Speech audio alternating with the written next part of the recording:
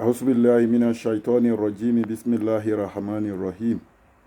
اللهم صل على سيدنا محمد وعلى آله وصحبه وسلم تسليما آمين. A kí gbogbo èèyàn ọmọ ìyá wa pátápátá nínú ẹ̀sìn Islam. Èmi tí mo ṣe first video náà ni mo tún ṣe eléyìí lórí ọ̀rọ̀ alájà wa ìyá wa oníkẹ́sẹ̀tì gẹ́gẹ́ bí wọ́n ṣe kọ síbẹ̀ lórí Facebook ni mi mọ̀ wọ́n àti alájì wa Saheed Shittu. Ẹ jọ̀ọ́ ẹ torí Ànábì Muhammad ẹ̀yin méjèèjì ẹ gbàgbé anything ẹ jẹ́ nǹkan tó yẹ ká máa rán pọ̀ nínú ẹ̀sìn Islam ẹ understand lórí nǹkan wíwò kò sọ̀rọ̀ ń bẹ̀ Ọlọ́run nìkan ló mọ ìmọ̀ kọ̀ọ̀kọ̀ kò sí alèbẹ̀ àfáànṣẹ́ pé ẹ bá wa ṣàdúrà ẹ bá wa bẹ Ọlọ́run kò sí problem wọ́n lè yan sàárà fún wa wọ́n lè kọ àdúrà fún wa tó bá ti jẹ́ ojú ọ̀nà kíni ojú ọ̀nà ẹ̀sìn Islam al-Ikhlas tó jẹ́ ojú ọ̀nà tó mọ́ ẹ ti understand ẹ má jẹ́ kí a máa ṣe gbọ́n mi sí omi òtó nínú ẹ̀sìn Islam. Alhaji wa Saheed Shittu ẹ̀yin náà ẹ má gbé fọ́tò àwọn èèyàn jáde mọ́ apáti àfà anybody lẹ má gbé fọ́tò ẹ̀ jáde ẹ má gbé jáde mọ́ fọ́tò àti fídíò àwọn èèyàn pásítì àwọn èèyàn ẹ bá wo màmá yìí sìn àwọn náà lọ ń gbé pásítì yín jáde wọ́n ń sẹ́ndì fọ́tò inú ilé yín sẹ́ndì kínní which is kò dá nínú ẹ̀sìn à ń tó àṣírí ara wa ni oníkálukú ló ní pásítì Ọlọ́run lọ́ba tó pé Ọlọ́run lọ́ba tó ní déédé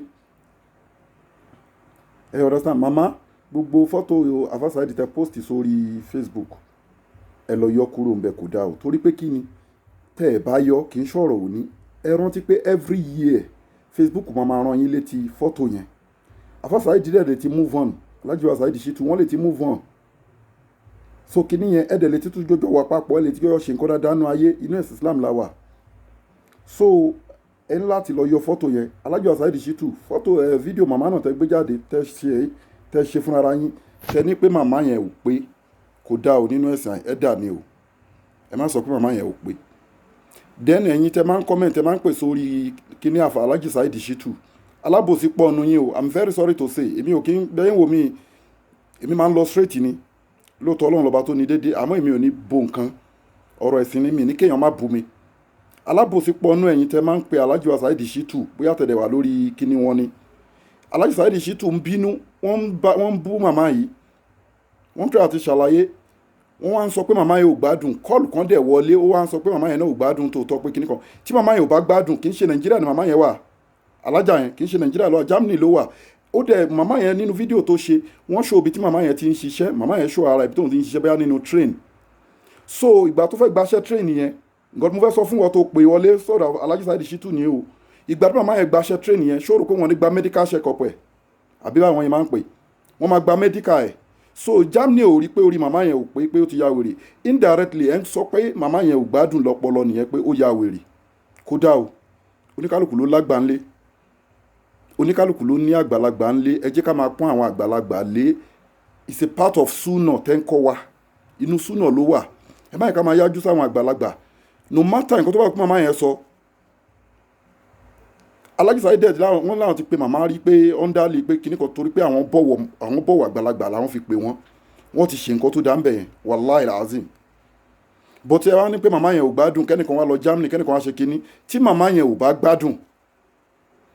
Germany fúnra wọn máa mọ̀ màmá yẹn ò dẹ̀ ní máa ṣe irú iṣẹ́ tó ń ṣe yẹn ìyẹn alájà yẹn so definitely ẹ mú màmá yẹn ṣeré lórí media fún fídíò tẹ́ẹ̀dẹ̀ ṣe tẹ́ fi sọ̀rọ̀ yẹn ẹ lọ delete ẹ lọ delete ẹ kò dá o ẹ jẹ́ ká bẹ̀rù Ọlọ́run màmá ọ̀rọ̀ yẹpẹ̀ kò sí nínú ẹ̀sìn o tẹ́ bá lọ wo suratul Mulk wa aziru qawlakum bada istaza wal basmala wa aziru qawlakum awiji arubi ina alimu bisati sudur Ọlọ́run nìkan ló mọ nǹkan tó wà nǹkan kọ ìgbà ìyá ẹnìkọ̀ọ̀kan wa so ẹni tó bá lóun rí nǹkan ó ń rí nìyẹn wàhálà tiẹ̀ nìyẹn but kò sí nínú ẹ̀sìn Islam ẹ jọ̀ọ́ ẹ tọrọ Ọlọ́run àdúrà ẹ̀yin méjèèjì àgbà ẹ ní dààmú nú ayé gbogbo ìtẹ́ ń ṣe sọ́lọ́ tẹ́ ń ṣe fún Ọlọ́run tẹ́ fi ń pe àwọn èèyàn sẹ́sìn Ọlọ́run àgbà lọ́wọ́ yẹn á jẹ́tẹ̀wọ́ gbà kò kú sẹ́ni tó mọ̀ bóyá Ọlọ́run gbà bóyá Ọlọ́run ò gbà